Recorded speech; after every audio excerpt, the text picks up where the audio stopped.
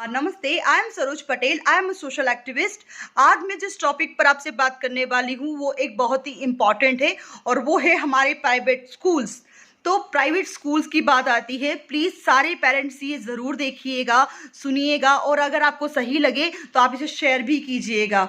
सबसे पहले मैं धन्यवाद देना चाहती हूँ उन सभी स्कूल्स का जिन्होंने लॉकडाउन के तहत पेरेंट्स की हालत को देखते हुए स्कूल की फ़ीस माफ़ करी है। वाकई में उन्होंने बहुत ही ग्रेट इनिशिएटिव लिया है और मैं चाहती हूँ पूरे भारत के सारे प्राइवेट स्कूल्स ये इनिशिएटिव ले और बच्चों की जो फीस है वो माफ़ करें, क्योंकि अभी लोगों की स्थिति को नॉर्मल होने में कम से कम 6 से 8 महीने लगेंगे।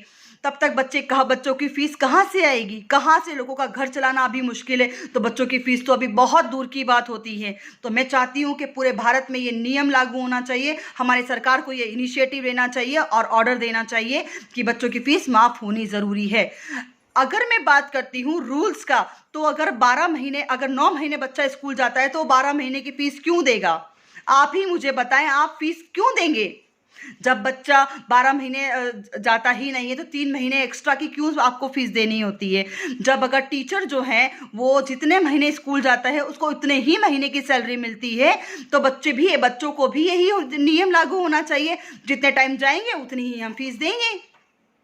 अगर मैं दूसरी बात करती हूँ तो अभी जो बहुत बड़ा ड्रामा हो रखा है ऑनलाइन स्टडी, बहुत ज़्यादा प्राइवेट स्कूल्स को चिंता हो रही है कि हमारे बच्चों की एजुकेशन का क्या होगा, तो उन्होंने ऑनलाइन स्टडी का सिस्टम लागू किया गया है और इसमें बच्चों को बहुत ज़्यादा टॉर्चर किया जा रहा है, पेरेंट्स को टॉर्चर किया जा रहा है कि उन्हें पढ़ना ही पढ़ना है, उन्हें यूनिफॉर्म पहननी है, उन्हें सारे जो रूल्स फॉलो करने हैं वो करने ही है।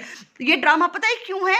सिर्फ और सिर्फ फीस लेने के लिए, जिससे कि वो ये कह सके कि हमने तो बच्चों को पढ़ाया है तो हमें तो फीस चाहिए ही चाहिए। मैं बिल्कुल खिलाफ हूँ इस चीज़ के कि जो ड्रामा है ये बंद करके बच्चों की फीस ना दें। सारे पेरेंट्स अभी भी आवाज़ उठाएं।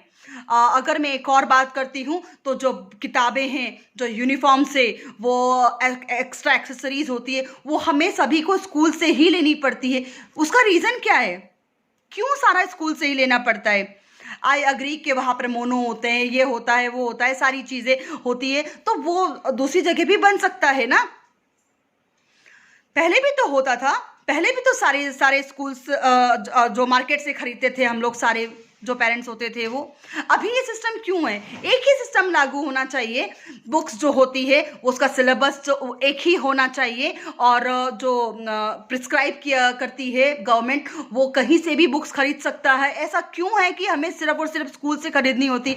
आपको पता है ना कि कितना ज़्यादा मार्जिन होता है अगर हम कोई चीज़ बल्क में खरीदते हैं तो? आगे आप खुद समझदार हैं, मुझे बोलने की ज़रूरत नहीं है इस बारे में। तो मैं चाहती हूँ कि हमारे गवर्नमेंट जो है वो एक रूल निकाले और हमें बुक्स जो है वो हम कहीं से भी खरीद सकते हैं, ये नियम होना चाहिए। यूनिफॉर्म होती है वो हम कहीं से भी खरीद सकते हैं, ये सारे नियम होने चाहिए और एक नियम हो ताकि किसी को भी परेशानी ना हो। ठीक है, आपकी फ़ीस है, आपकी अगर क्वालिटी एजुकेशन अच्छा है तो आप फीस लीजिए, आपकी फ़ीस की मनमानी आप जाने, आप लीजिए, उसमें मैं कुछ नहीं कहना चाहती हूँ। लेकिन जो एक्स्ट्रा जो खर्चे होते हैं वो पेरेंट्स पर बहुत ज़्यादा भारी होते हैं, फीस से ज़्यादा भारी होता है जो एक्स्ट्रा खर्चे होते हैं। कभी आज ये मंगाया जा रहा है, कभी वो मंगाया जा रहा है, ये क्या ड्रामा है?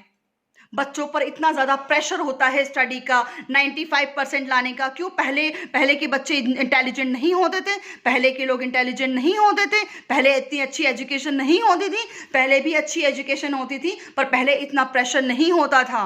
पहले लोगों का ध्यान बहुत सारी दूसरी चीज़ों में भी होता था, लेकिन इसका मतलब यही नहीं है कि पहले के लोग कुछ बन नहीं पाए, कुछ कर नहीं पाए। बहुत कुछ किया है तभी आज ये सब सिस्टम इतना अच्छा खड़ा हुआ है हमारे देश का। हमारे देश के हालात सुधर रहे हैं धीरे धीरे। तो आप ही खुद सोचिएगा। अगर मैं एक अगर बात करती हूँ तो बहुत सारे स्कूल्स में नेशनल एंथम नहीं गाया जाता है, तो जिस स्कूल में नेशनल एंथम नहीं गाया जाता है वहाँ पर अपने बच्चों को पढ़ाना, मैं खिलाफ हूँ इस चीज़ के। नेशनल एंथम की जहाँ रिस्पेक्ट नहीं है वहाँ किसी चीज़ की रिस्पेक्ट नहीं हो सकती है। वहाँ पर हम लोग डोनेशन देते हैं, लाखों रुपए का डोनेशन देते हैं ऐसे स्कूल्स में जाने के लिए। क्यों? जहाँ पे नेशनल एंथम नहीं है, जहाँ पर बड़ी बड़ी हमें पोएट्री याद कराई जाती है, रटाई जाती है, वहाँ पर नेशनल एंथम नहीं है, उसकी इज्जत नहीं है। मैं कभी अपने बच्चों को ऐसे स्कूल में पढ़ाना नहीं चाहूँगी जहाँ पर नेशनल एंथम नहीं गाया जाता है। अगर मैं बात करती हूँ गवर्नमेंट स्कूल्स की, तो आई नो गवर्नमेंट स्कूल्स के इतने अच्छे हालात नहीं है, गवर्नमेंट स्कूल का एजुकेशन इतना अच्छा नहीं है। तो आप मुझे बताएं कि अगर अच्छे लोग जो हैं, जितने भी गवर्नमेंट ऑफिसर से जितने भी लोग हैं, वो एक अच्छा इनिशिएटिव ले कि हमारे बच्चों को हम गवर्नमेंट स्कूल्स में डालें, तो वहाँ के हालात अच्छे हो सकते हैं क्या? वहाँ पे हालात हमेशा वैसे ही रहेंगे? अगर किसी चीज़ में अगर चेंज चाहते हैं तो चेंज हमसे होता है। अगर हम खुद चेंज करेंगे तो शायद ये सारी चीज़ें पॉसिबल है। ये सिर्फ डायलॉग्स नहीं है, ये चीज़ें होती हैं। अगर हमने सही तरीके से सही टाइम पे इनिशिएटिव नहीं लिया तो यहाँ पे सिर्फ और सिर्फ प्रताड़ना के अलावा कुछ भी नहीं हो सकता है। आप समझें इस चीज़ को। गवर्नमेंट स्कूल्स की अगर मैं बात करती हूँ, ठीक है, क्वालिटी ऑफ एजुकेशन में प्रॉब्लम है, तो जितने भी पीएचडी करने वाले जो लोग हैं, इंटर्नशिप है, उनको इंटर्नशिप की जाती है, तो उन्हें इंटर्नशिप गवर्नमेंट स्कूल्स में करवा दी जाए। तो आप सोचिएगा, जो पीएचडी कर रहा है उनका क्वालिटी ऑफ एजुकेशन कितना अच्छा होगा, वो कितने अच्छे तरीके से बच्चों को पढ़ा सकते हैं। तो उनको, जो पीएचडी करने वाले हैं, उनको एक गवर्नमेंट स्कूल में इंटर्नशिप करने का मौका मिलेगा और बच्चों को एक बहुत अच्छी एजुकेशन मिलेगी। जब गवर्नमेंट अगर एनआरसी लागू कर सकती है, गवर्नमेंट तीन तलाक पर फैसला ले सकती है, राम मंदिर बन सकता है, धारा 370 हट सकती है, बहुत सारी चीज़ें जो है वो हट सकती है, तो गवर्नमेंट इसमें भी इनिशिएटिव ले सकती है। हमारे जो प्रधानमंत्री मोदी जी से रिक्वेस्ट है कि इसके लिए भी एक कानून बनाए और उसको पास करे। और मुझे लगता है कि अगर अभी सारे लोगों ने अगर आवाज़ उठाई, अगर अब से आवाज़ उठनी शुरू हुई, तो मुझे लगता है 3 से 4 साल 5 साल में ये सब चीज़ें भी पॉसिबल है। तो जो सिर्फ पेरेंट्स ही अभी आवाज़ उठाने की ज़रूरत नहीं है, अभी जो लोग हैं, जो बच्चे हैं, जो भी हैं, वो अगर अभी आवाज़ उठाएंगे तो उन्हें आगे जाके प्रॉब्लम नहीं होगी। और मैं एक बात कहना चाहती हूँ, मैं सोशल मीडिया के माध्यम से अपनी बातें रखती हूँ, क्योंकि मैं सोशल मीडिया को बहुत ही पावरफुल समझती हूँ। मैं ही पावरफुल नहीं समझती हूँ, हमारे जो प्रधानमंत्री जी मोदी जी हैं, वो भी सोशल मीडिया को बहुत ही पावरफुल समझते, तभी तो प्रधानमंत्री जी मोदी जी हमें सोशल मीडिया पर ही संबोधित करते हैं। आप ही सोचिएगा सोशल मीडिया में कितना बड़ा पावर है। अगर सोशल मीडिया में पावर नहीं होता, तो मैं कल ही की बात करती हूँ, जो हमारी गर्भवती हथिनी थी उसकी हत्या कर दी गई है कुछ असामाजिक तत्वों ने गलत तरीके से। तो उन पे केरला के फॉरेस्ट डिपार्टमेंट ने एफआईआर लॉन्च कर दी है और उनको बहुत ही जल्द गिरफ्तार कर लिया जाएगा। तो आप सोचिए सोशल मीडिया में कितना पावर है। बहुत जल्दी स्पीड में अगर हमने सही तरीके से सही लाइन से अगर हमने इनका इनिशिएटिव लिया और अगर आवाज़ उठाई, तो ये सब चीज़ें भी पॉसिबल हैं।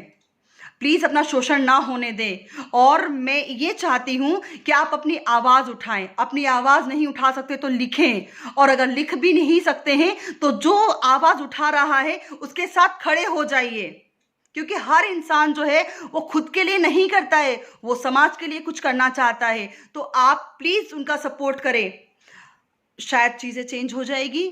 मैं इसी होप के साथ में थैंक यू आप सभी का।